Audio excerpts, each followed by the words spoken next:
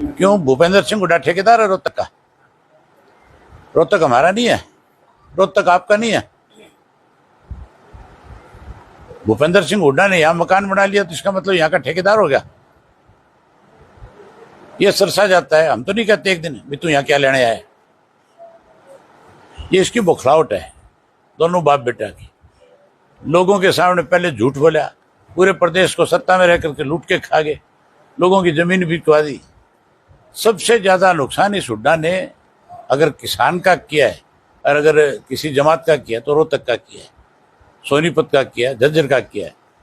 सोनीपत की जमीन तो उसके राजीव गांधी एजुकेशन सिटी के नाम पे खा गया। झज्जर की जमीन जो है किसान की सारी जमीन जो है रिलायंस को लुटवा दी। यहाँ रोहतक की सारी जमीन जो है इन चंद्रा ग्रुप को खिला गया। फिर क्या रोहतक मेरा है? इसका किसका रोहतक है? आपके संपर्क में आपने कहा कि मेरे से बड़ा कोई नेता नहीं है। किस नेता की बात करते हो आप? आप किसको बड़ा नेता मानते हो ये बता दे मुझे। पार्टी छोड़ के गए। नहीं नहीं, मैं पूछ रहा हूँ आप किसको बड़ा नेता मानते हो? नेता वो होता है जो संघर्ष करता है। हमारी पार्टी का हर कार्यकर्ता बड़ा नेता है। मेरा जो कार्यकर्ता है, चाहे वो युवा है चाहे वो बुजुर्ग है, वो सारे मेरे लिए आदरणीय है, सारे मेरे से बड़े हैं। आप रोहतक में घूम रहे हैं, जब घूम रहे हैं तो भूपेंद्र सिंह हुड्डा भी आपसे दौरे कर रहे हैं। अभी सारे एक्टिव हो जाएंगे, चिंता मत करो। मैं ऐसे हालात पैदा कर दूंगा कि सबको सबकी चौखट पे जाना पड़ेगा। अब तक दूर थे वो है? अब तक दूर थे वो। अब तक तो उन्होंने खुला मैदान देखा था। अब तक तो वो जिन लोगों ने उनके लिए दिन रात एक कर दिया, उनको अपमानित करने का काम किया था।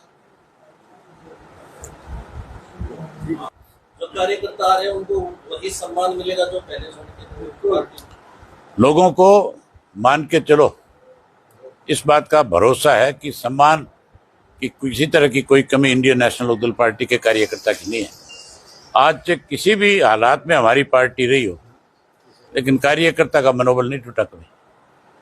ना मैंने कार्यकर्ता को कहीं अपमानित होने दिया आज तक, ना चौटाला साहब ने होने दिया और ना आगे मैं होने दूंगा। है? बिल्कुल खलेगी, क्यों नहीं खलेगी? पूरे देश को खलती है।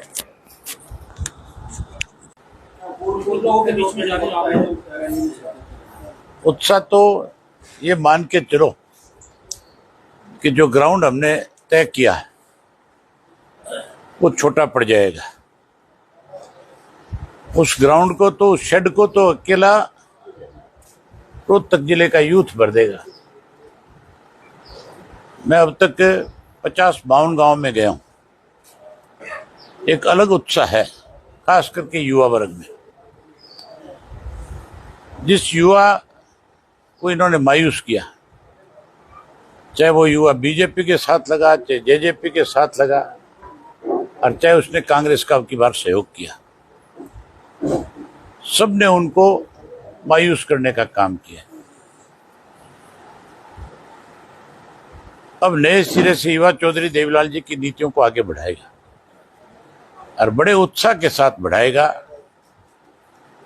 हमारा जो स्लोगन है उस पर बड़ा भरोसा लोगों को होगा प्रदेश के। हम 25 तारीख को अनाउंस करेंगे कि हमारी गवर्नमेंट हरियाणा में बनने के बाद हम किन चीजों पे सबसे ज्यादा फोकस करेंगे, काम करेंगे। अरे माहौल चुनाव यूं नहीं लग रहा जैसे 25 तारीख को वोट पड़ने। जिस तरह से उत्साह है लोगों में, उसमें तो ये लग रहा है कि 25 को कोई वोट पड़ने।